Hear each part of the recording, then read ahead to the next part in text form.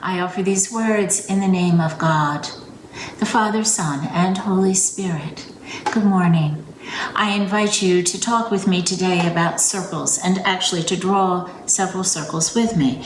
And so ideally, I would invite you to get a piece of paper, a really big piece of paper if you have one, and then a pencil and also a Sharpie or something that you cannot erase. And so you might want to gather your materials. While you pause this, gather your materials and restart the video. And now I'd like you to take your Sharpie and I'd like you to draw a line, a circle, not a line, but a circle. Doesn't matter if it's a perfect circle, it just matters that the ends meet and there's no way to get in and there's no way to get out. And sometimes we can put ourselves within a circle. And in this circle, we can put our identifying features. Because sometimes circles can help us know who we are. And sometimes they can be confining. And that's why we're looking at them today. So you might want to put in here how you would identify or define yourself within this solid circle. It could be what race you are, or gender, or ethnicity. It could be your family or your family of origin. I'm so-and-so's daughter, or I belong to this family. It can be the church denomination that you are a part of and how tightly you identify with that. It can be your political stance. It can be your view on social justice issues. It can be the gifts and the passions. All of these things can be within a circle because they are within our personhood. Now you might think that that's rather limiting and that there isn't a circle that can confine you, and that's wonderful. But this is a natural step in our human development because this is exactly where Jesus found himself today. In our gospel story, Jesus was in a circle. And the circle that Jesus found himself was a natural one because the particular person of Jesus was Jewish. And so that meant there were certain cultures and traditions and religious practices and rituals and expectations that he came with. And so one of his expectations was, as he began to see himself as the Messiah, the long-awaited Messiah, but it was for the house of Israel. There was not any concept that the Messiah in Judaism was going to be for everybody, even though, as we looked last week, that the narrative of the salvation of God's people was beginning to expand. We went from the family of Abraham to suddenly the nation of Israel.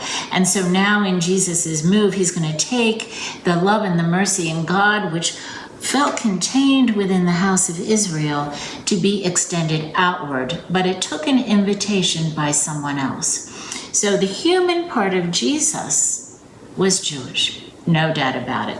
But there were other circles, and he had sent his disciples ahead of him to go into Gentile territory. And so in this story, he's with them, but deep in Gentiles territory.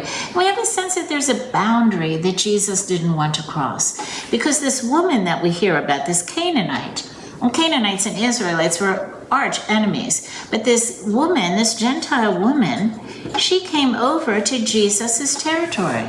She came out, it said. She came to his boundary that he had set, that he was not going any further.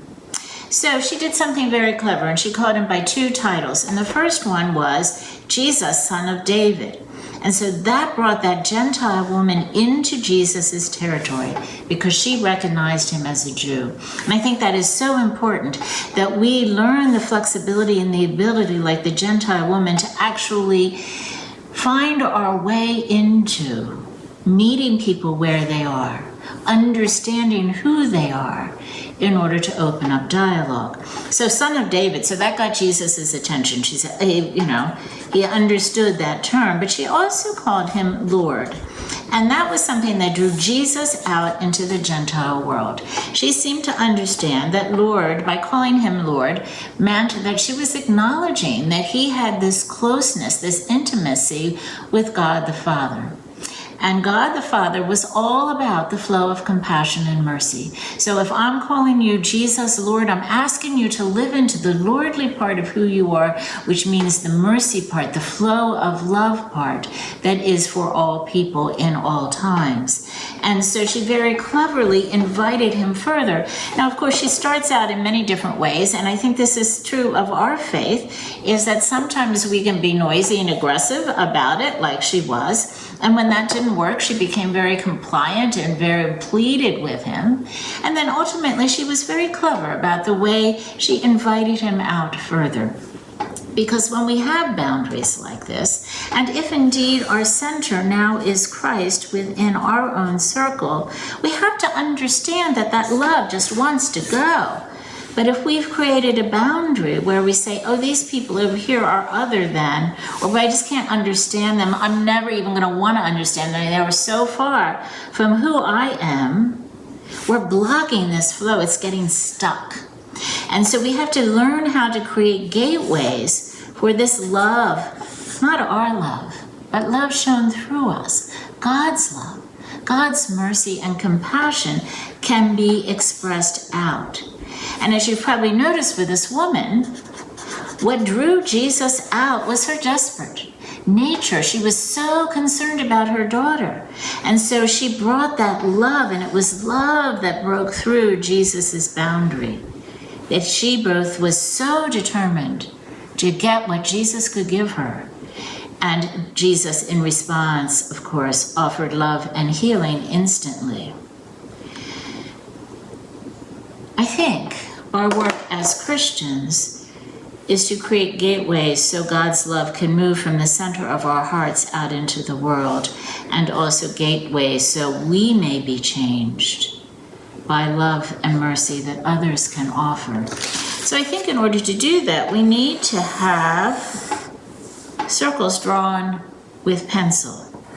So let's imagine two groups of people or two individuals, each within their boundary. We're trying to find this space where dialogue can happen.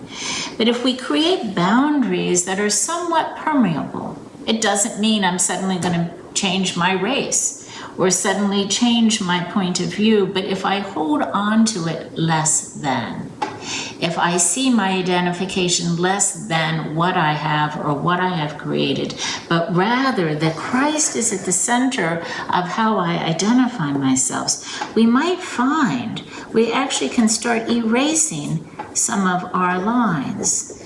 And as we erase some of our lines, others might erase some of their lines. And ultimately, we may be able to find intersections where we each can come into this really alive place called dialogue. That's the kingdom. That's where the kingdom is found. It takes work, it takes struggle, it takes time, and it takes the love of Christ to call us out. Now, of course, I've been focusing a lot on our community meal, and I believe, as in most outreach efforts, we often begin with somewhat permeable lines. I am here, and you are here, and I'm going to serve you. Maybe I'm going to give you money. But then suddenly we start erasing some of these lines, and our heart keeps leaping out. And we say, I'm going to serve you. I'm going to invite you into my community, into my parish hall. And then I'm actually even going to go further into your space because you've opened it up for me. I'm going to sit and talk to you. I'm going to learn about you. I'm going to care about you. I'm going to pray for you. I'm going to carry your prayers and your concerns forward in my heart. I'm going to get to know your name. I'm going to ask you, well, how is your daughter doing?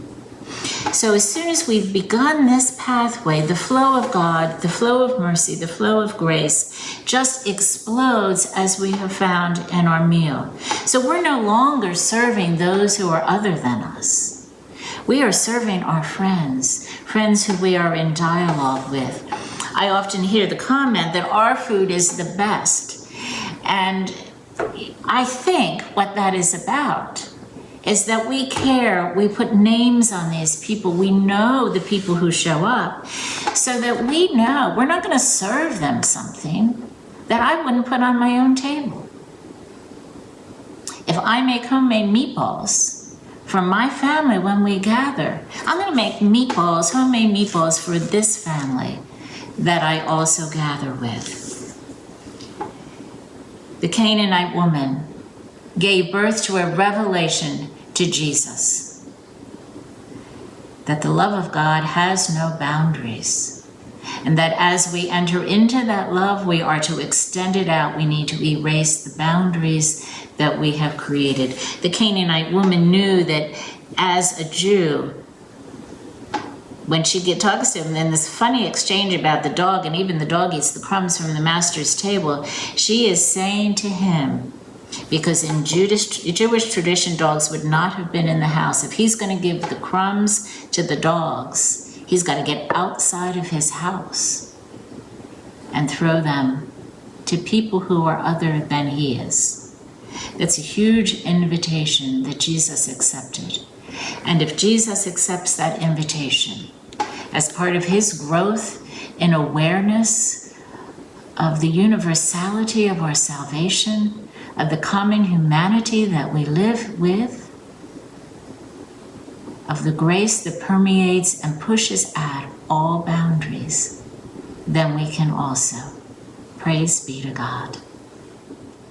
Amen.